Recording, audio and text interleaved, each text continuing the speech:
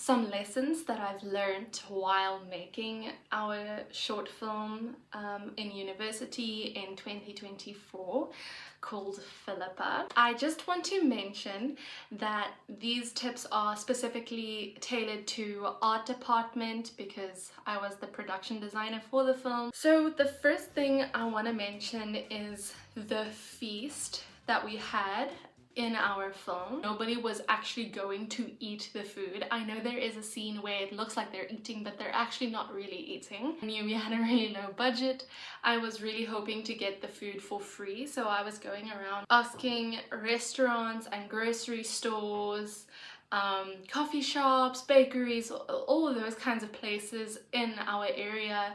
I was asking them if they could spare some of the food that had already gone off and like keep it aside for us, and then I could come pick it up and we could just use it on set for like the props and nobody would eat it. Unfortunately, what I didn't know, in South Africa it's actually illegal to donate or sell food when it's past its use by date, so that food doesn't get wasted. So basically right before food goes off or right before the best before date, they usually donate it to some sort of charity or a shelter or whatever. So that's what I picked up when I went around asking for the food.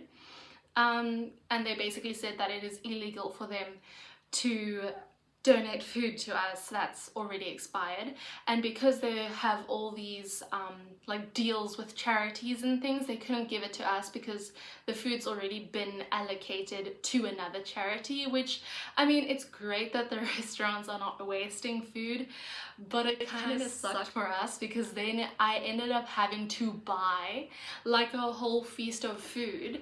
And keep in mind, the first scene the food was still like good and nice and great, but then a later scene the food gets all messed up and there are leaves in it and twigs and stuff, so nobody could eat that because that's like disgusting. So it felt like such a waste. We spent 1,000 rand on the feast, on buying the beautiful treats and snacks and tarts and cakes, just for it not to be eaten because it is disgusting. You're gonna have to spend money on fresh food, which is expensive in the first place, and in the second place you're wasting food, so that kind of sucks.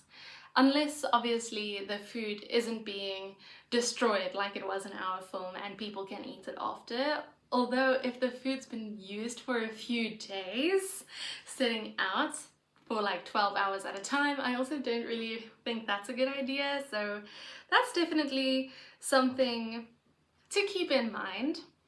I also have sort of like a funny story time linked to that. So here's a story time. If you're not interested, skip past. But basically when I was going around observatory in Cape Town looking for places to donate food, I went to this coffee shop and the owner was there. Hi, I'm from X university. And she immediately shut me down. She was so rude to me. No, I want nothing to do with you. Talking about not using her venue and whatever. And I'm like, okay, I don't want to use your venue. I was just gonna ask, what do you do with like your food that's gonna go off at the end of the day?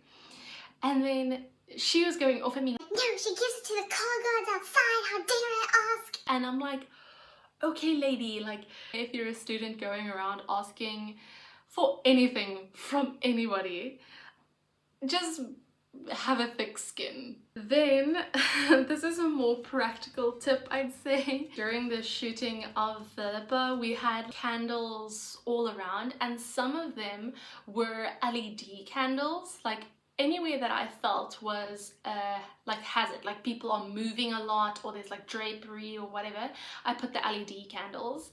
And then places where I thought, okay, well, it's gonna be away from everybody in a corner somewhere, then I put like a real candle.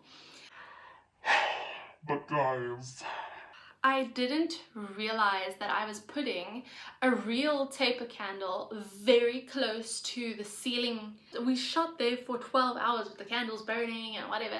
Then I started like taking everything down and I realized that that candle that was burning so close to the ceiling created like a black stain, and the ceiling was white. It's almost like the paint absorbed it, like it couldn't come off completely. We ended up having to actually repaint the ceiling afterwards with white paint, which again, white not great because it's black, so now you need to do like several layers of white to cover it up. It was just yeah. So I know this is like a rare occasion, but if you ever have candles, just make sure that it's not too close to the ceiling so that it doesn't actually stain the ceiling. A lesson that I learned: people are not realistic about what an art department budget is supposed to be. I think people don't really understand what things cost. Even just raw materials when you're making something is expensive. Like, it's all expensive. It's never cheap. Trust me. Philippa's art department budget in 2024 was between 10 and 11,000 rand.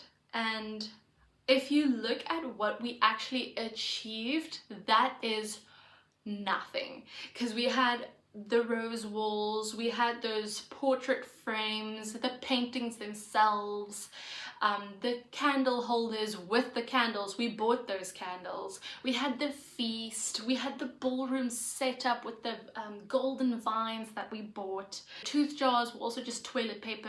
Like, I was trying to cut costs so much, and even though I got all that done for so cheap, well, cheap, relatively, people still afterwards were like, wow, 10k, that's a lot. Like, how could you be spending so much money? It's so expensive. It's an expensive department. It was an expensive movie. And I was like, people, I basically did this for nothing. Look at everything it produced. That's all I have to say for this video, and I hope this helps.